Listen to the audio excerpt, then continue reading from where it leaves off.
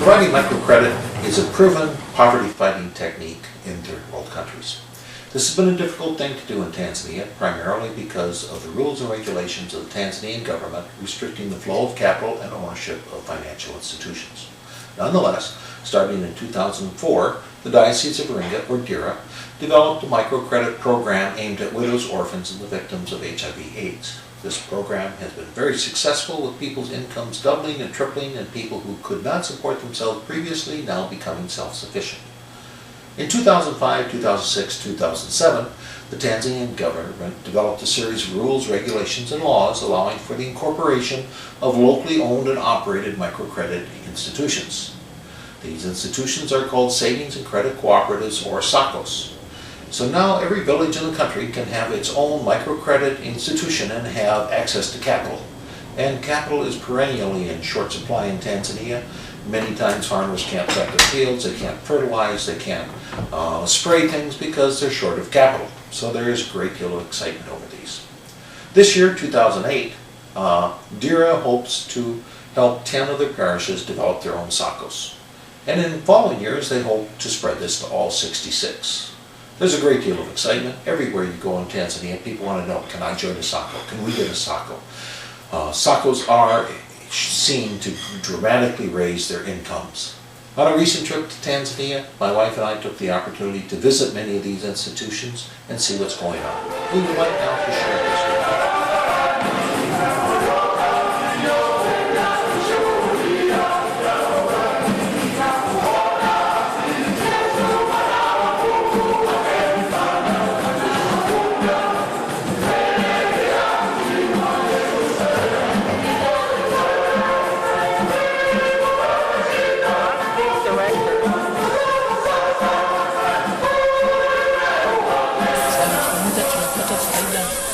Sana nimeomba hata msaada wa hawa wanafunzi wanaomaliza darasa la 7 kwa ajili ya kuendelea na masomo. Ni wengi ambao But I meant 200. You thought there'd be 200 people. Last year you had 80 people, and you thought this year there'll be 200. This year? Yeah. Yeah, I expect 200. Yeah. Yeah. Vision for a microfinance bank at our companion congregation in Nyanzwa began when a group of us looked at a fallow field. It was out in the onion fields of Nyanzwa, irrigated land, and we wondered, why is this field left unplanted? And Pastor Trula told us that the farmer who had that field lacked $5 for seed, and therefore would not have an onion crop and a cash crop that year. There are periodic famines and crop shortages in Tanzania, but there's a perennial capital shortage. There's a capital famine that's going on because people are not able to find the money that they need to begin to do the businesses that will allow them to increase their income, feed their families, and create a better future. This is a time of incredible opportunity. The government has changed regulations dramatically, making it relatively easy to start up cooperatives. The name SACCOS is a wonderful acronym, SACCOS. It means Savings and Credit Cooperative Association. The first emphasis on savings. In the SACCOS, people who join have to pay $5 membership fee, and then they must contribute savings. And they can only borrow 3 times their savings account. This is helping create a new culture of savings and of credit. People join together with 2 other people in order to form their own unit responsible for each other's loans. When I started telling the story in our congregation about the needs at Nyanzwa, people immediately responded, and before long $15,000 was raised. $1,500 of that was used for the training and for the registration expenses. People received 2 weeks training by and large, and immediately over 100 people had signed up and gone through training. The remainder is used for a capital account. When this first started up, we found just waves of excitement, but we wondered, how will this work out? We're grateful to be able to report that in the first 6 months, 100% of the loans have been repaid. The interest rate is 2%. I'm a coordinator of the SACCOs, which we're introducing them to the Iringa Diocese in Tanzania. one of my activities which I'm doing is to mobilize people from various parishes, to sensitize them, to train them, and I'm also training the leaders for the SACCOs, so that to make these SACCOs to be sustainable.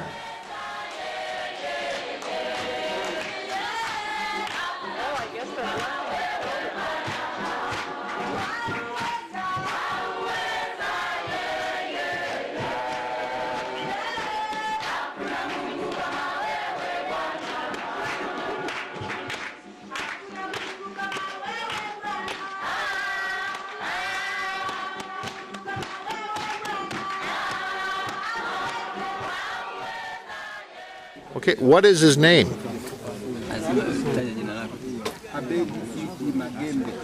And how much did you borrow? You got to tell. 100,000. And what did you do with it?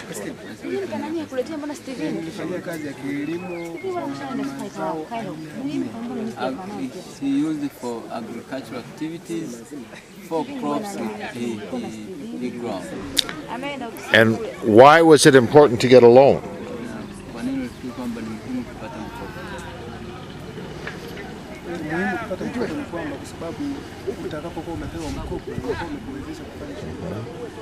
So is he going to take out another loan?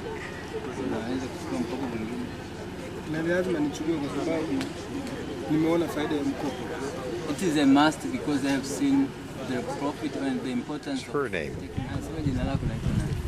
Kwa jina naitwa Salima Duma. And how much did she borrow?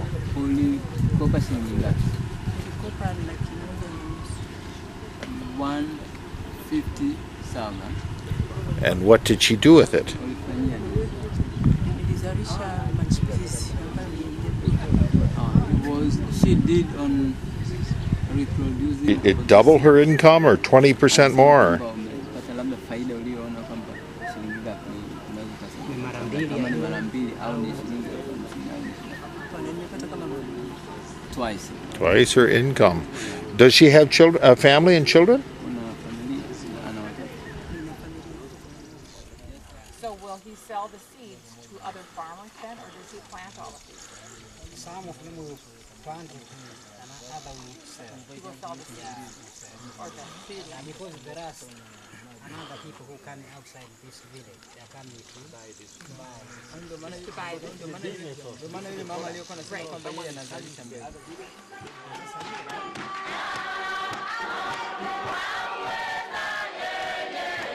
I am the member of the advisory committee for SACCOs in ELOCT Iringa Diocese, and I really appreciate your support, especially in raising funds to establish credits and savings unions in ELOCT Iringa Diocese parishes, and we really appreciate your support because it goes to the poor people, and by doing so you help people to generate more incomes for elevating their poverty. And I think you should continue supporting the diocese in that way, because it's very helpful to the well-being of our people, especially the people at the bottom of the pyramid. So I request every one of you to do that. Thank you. The SACCOs, we feel proud to have this partnership with St. Paul, especially these SACCOs, and we feel that now we are moving from the poverty area, and we are coming to somewhere, the place where everyone can say now I can live by more than USD. God has given people in our congregations this moment of opportunity to help make a tremendous difference in the economic lives of people in their companion congregations. I could urge you to consider in your companion congregation to think about coming up with $1,500 for the startup costs, and $4,000 is the minimum for the capital account. For $5,500, a SACCOs can be established in your companion congregation. This will bring hope and help.